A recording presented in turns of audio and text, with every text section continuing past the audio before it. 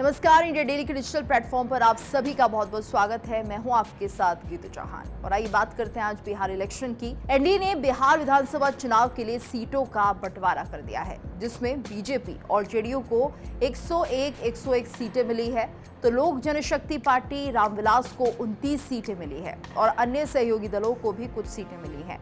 इस बीच पीएम मोदी भी बिहार चुनाव को लेकर बीजेपी मुख्यालय में चुनाव समिति की बैठक में शामिल हुए और राष्ट्रीय जनतांत्रिक गठबंधन ने बिहार के विधानसभा चुनाव के लिए सीट बंटवारे की घोषणा की है। तो देखिए, जिस तरह से काफी मंथन हुआ सीट बंटवारे को लेकर, चर्चा लगातार हो रही थी किस कैंडिडेट को यहाँ पर मौका दिया जाएगा, कितनी सीटें किस पार्टी के खाते में आएगी, तमाम तरह के ये पहलू थे जिन पर लगातार विचार हो रहा था, मंथन हो रहा था। क्योंकि जिस तरह से बीजेपी और जनता दल यूनाइटेड दोनों ही हम कह रहे हैं कि 101 सीटों पर अब चुनाव लड़ रहे हैं, क्योंकि पहले ही कहा जाता था कि बड़े भाई की भूमिका में रहती थी हमेशा जेडीयू, लेकिन इस बार बराबरी पर आ चुके हैं, यानी दोनों बराबर सीटों पर अपने कैंडिडेट्स को उतारेंगे। तो अगर हम बात करें लोक जनशक्ति पार्टी रामविलास की, तो उन्हें 29 सीटें मिली है। हालांकि कहा यह जा रहा था कि चिराग पासवान जो है लगातार दिल्ली में मौजूद थे और वो भी सीटों को लेकर चर्चा कर रहे थे। कहा यह जा रहा था कि 40-45 सीटें उन्हें चाहिए थी, लेकिन किसी तरह से यहाँ पर चिराग पासवान को मनाया गया और 29 सीटें अब फिलहाल उन्हें मिलने जा रही हैं। उनकी पार्टी को ये सीटें मिल रही हैं। सीटों के बंटवारे के बाद जो उन्होंने अपनी प्रतिक्रिया दी, कहा कि 29 सीटों से वो खुश हैं। हालांकि ज़्यादा की उम्मीद कर रहे थे, लेकिन हो सकता है कि भविष्य में हम ये देखें कि उन्हें किसी भी तरह से या तो पद में कोई पदोन्नति दी जाएगी, ये तमाम ऐसे पहलू हो सकते हैं, या फिर कैबिनेट्स में जो उनके कैंडिडेट्स हैं उन्हें अवसर दिया जाएगा। तो ये बाकी पहलू भी रहे होंगे, ऐसे कयास लग रहे हैं। वहीं अगर हम बात करें राष्ट्रीय लोक मोर्चा को, तो इन्हें 6 सीटें दी गई हैं। हिंदुस्तानी आवाम मोर्चा की बात करें तो इन्हें भी 6 सीटों पर चुनाव लड़ने का मौका मिला है। हालांकि ये भी लगातार मांग कर रहे थे कि इन्हें कहां से चुनाव लड़ना है। तो ये तमाम पहलू उस वक्त चल रहे थे, क्योंकि ये जो दौर था मंथन का, सब एनडीए के जितने भी यहाँ पर दल थे वो यही कोशिश कर रहे थे ज़्यादा से ज़्यादा सीटें उन्हें मिले। लेकिन जब एक बार ये सारा मंथन हो गया है, उसके बाद अब निकल कर आ रहा है कि किसको कितनी सीटें मिल रही हैं एनडीए में। तो बीजेपी महासचिव विनोद तावड़े ने एक्स पर लिखा था कि संगठित और समर्पित एनडीए आगामी बिहार विधानसभा चुनाव के लिए एनडीए परिवार के सभी सदस्यों ने सौहार्दपूर्ण वातावरण में आपसी सहमति से सीटों का वितरण पूरा किया है।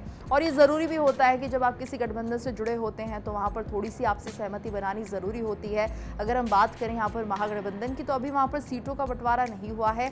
सीट शेयरिंग को लेकर काफी पेच फंसा हुआ है, लेकिन एनडीए ने क्लियर कर दिया है और अनाउंस कर दिया है कि कौन कितनी सीटों पर चुनाव लड़ रहा है। बीजेपी की बात करें तो 101 सीटें, जेडीयू की बात करें 101 सीटें, वहीं एलजेपी रामविलास की बात करें तो 29 सीटों पर चुनाव लड़ेंगे। और अगर हम रोलोमो की बात करें तो ये 6 सीटों पर चुनाव लड़ रहे हैं। हम की बात करें 6 सीट इनके खाते में आई है। वहीं आगे ये भी लिखा गया है कि एनडीए के सभी दलों के नेताओं और कार्यकर्ताओं ने इस फैसले का खुशी से स्वागत किया है और सभी साथी कमर कस चुके हैं और बिहार में फिर से एनडीए सरकार बनाने के लिए संकल्पित भी हैं। वहीं इस बीच प्रधानमंत्री मोदी बिहार चुनाव के लिए बीजेपी के मुख्यालय में मुख्य चुनाव समिति बैठक में भी शामिल हुए और पीएम मोदी बिहार चुनाव के लिए बीजेपी के मुख्यालय में तो पहुंचे ही, साथ ही साथ जिस तरह से यहां पर मंथन हो रहा था कैंडिडेट्स को लेकर, किस उम्मीदवार को मौका दिया जाएगा इन सीटों पर, इसको लेकर भी लगातार चर्चा होती रही है। तो एलजेपी रामविलास के प्रमुख चिराग पासवान ने एनडीए में सीट बंटवारे को लेकर कहा है, उनका भी रिएक्शन सामने आ चुका है। उन्होंने कहा कि एनडीए परिवार ने सौहार्दपूर्ण वातावरण में बिहार विधानसभा चुनाव 2025 के लिए सीटों का बंटवारा पूरा किया है। यानी रिएक्शन सब सभी के आ रहे हैं कि सब कुछ गठबंधन में ठीक चल रहा है जिस तरह से सीट बंटवारा हुआ है, क्योंकि अपने अपने दावेदारी सभी पेश करते हैं, लेकिन कुल मिलाकर एनडीए ने सीट शेयरिंग फॉर्मूला अपनाया और यहाँ पर सभी दल जो हैं वो खुश नजर आ रहे हैं। और यहाँ पर चिराग पासवान ये भी कह रहे हैं कि बिहार है तैयार और फिर से एनडीए सरकार। तो इस बार पूरे दम के साथ बिहारी पहले के साथ चुनावी मैदान में है।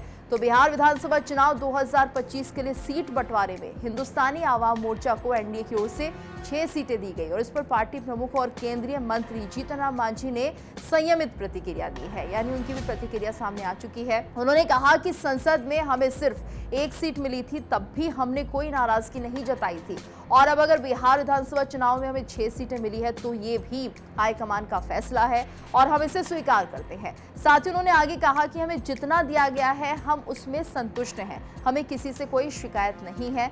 तो ये प्रतिक्रिया उनकी तरफ से भी आ गई है, क्योंकि लगातार चर्चा यही थी कि जो एचएम है और अब से बात करें चिराग पासवान की जो पार्टी है एलजेपी, तो वो लगातार चर्चा में इसलिए भी बनी हुई थी क्योंकि सीटें ज़्यादा मांगी जा रही थी एनडीए में।